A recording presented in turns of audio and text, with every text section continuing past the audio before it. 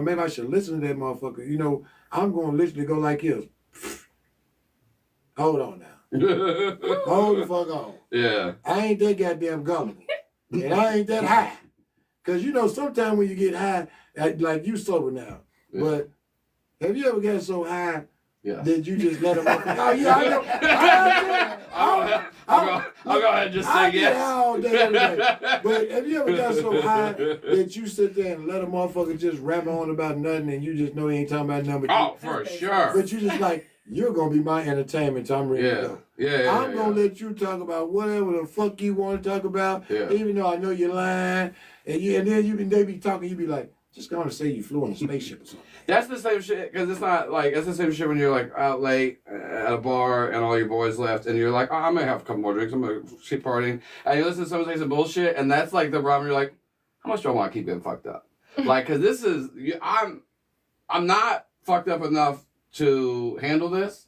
So either you go inside and get a drink or I got to call my Uber and go home. Because this is the level that you are at, sir. I gotta get on, or I gotta fucking go. Truth, man. I'm telling you, and then I tell you that I got the strangest thing that happens to me a lot, man. I be having strangers at bars and shit just walk up to me and just have random conversations. Yeah. And like I had one walk up. I was at the casino in Indiana, man. Dude walked up, me and my uncle was there, and he was a black dude. But when he walked up, you could tell the vibe that was coming. Because I seen all the little security dudes, they was forming in where he was coming. Yeah. I said, I don't know what he did, where he was at, but they finna kick his ass. And he sit straight beside us, me and Mom, and he was like, God damn it, man. You know how it is. We all niggas, man. We cool. You know what I mean? He directing towards the security people like we might be his backup. You know, he like, this my boys right here. Give us shots. And he pulled out probably about $4,000 or $5,000 just slapping on the gang. He said, bitch, give us some shots. You know what I mean? And the bartender, she didn't take offense. You know what I mean? She was like, all right, brought the shots and shit. But then he started talking these off-the-wall things. And I was figuring out why. And then all of a sudden, I could see the security guard that was getting closer and closer. Yeah. Until one of them got up to him and see, they wasn't no fool. Since he was black, they sent the black woman. You know what I mean? They had the two black dudes over there ready to kick his ass. But they figured if they sent one of the black dudes, they might have got too aggressive. They sent the black woman, and she came and she did like, she was like, how you doing? She said, I know you're a regular. She said, I've seen you. You know what I mean? She said, you think you might have a little too drunk tonight?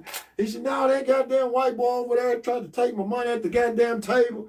She said, right, well, that is the nature of this. That is our business. That is what we do. You put your money on black and if it's red, we snatch it. And he was like, well, goddamn it, that day. And she was like, well, you know, you think you might need an Uber?